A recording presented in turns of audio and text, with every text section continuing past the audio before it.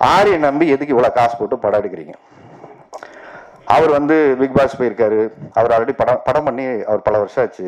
அவர் தேட்டருக்கு வந்து அவருக்கு என்ன பிசினஸ் இருக்கு, என்ன பெரிய குறை மண்டை குழம்பு போய் தர்றாங்க. எனக்கு எவ்வளவு பிசினஸ் இருக்குன்னு யாருக்குமே தெரியல, எனக்குமே தெரியல.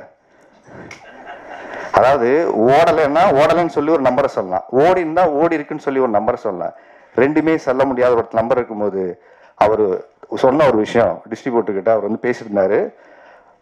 அவர் சொன்ன விஷயம், சார் இந்த பக்கம் மைனஸ்லயும் இல்லை, இந்த பக்கம் பிளஸ்லயும் இல்லை, நான் சேஃபா இருக்கேன் சார். ஏன்னா ஜீரோக்கு பக்கத்துல எத்தனை நம்பர் வேணா போடலாம் சார், ஆனா மைனஸ்ல போயிட்டா தான் திருப்பி எடுத்துட்டு வர்றது கஷ்டம் சார். யாருக்கும் அறிமுகம் இல்லாத ஒரு முகத்தை நான் எடுத்துட்டு வரல. நான் எப்படி நீங்க நெடுஞ்சாலை ஒரு படம் உங்களுக்கு பெரிய வீட்டுக்கு கொண்டு போய் சேர்த்துச்சு, எப்படி மாயா உங்களுக்கு ஒரு அங்கீகாரத்தை ஏற்படுத்தி கொடுத்துச்சு, அப்புறம் நாகேஸ்வரியம் ஒவ்வொரு படங்களும் ஒவ்வொரு அங்கீகாரத்தை ஏற்படுத்தி கொடுக்குதோ, இன்றைக்கு வெற்றி அடைஞ்ச ஹீரோக்கள் நிறைய பேர் இருக்காங்க, பிசினஸ் உள்ள ஹீரோக்கள். அவர் சொன்ன விஷயம், அவர்கிட்ட சொன்ன விஷயம், வெற்றி அடைஞ்ச ஹீரோக்கள் பல பேர் இருக்காங்க.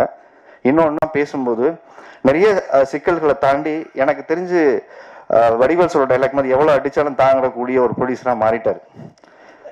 குனிகிறாரு, அடி இந்த பக்கம் அடிங்கடா, அந்த பக்கம் அடிங்கடா, இப்படி கேக்குறீங்களா அப்படின்னு ஆள் டைரக்டாரு. ஸோ ஏன்னா அவருக்கு இங்க தெரியல, முன்னாடி சொல்லும் போது அதுக்கு வந்து அவருக்கு ஃபர்ஸ்ட் எல்லாம் ஃப்ரெஷ்ஷா இருந்துச்சு. சார் இங்க ஒரு இடத்துல பிசினஸ் பேசும்போது கரெக்டா ஒரு கைட்லைன்ல போலன்னா சுத்திடும் சார் அப்படிங்கும்போது, இப்ப அவர் நிறைய பேர் சுத்தல விடுறாங்க. இப்ப கொஞ்சம் ட்ரெயின் ஆயிட்டா அவரை எல்லாத்தையும் சுத்தல விடுறாரு. இவ்வளவுதானே படம், வாங்க வாங்க வாங்க பாத்துக்கலாம் அப்படின்ட்டு.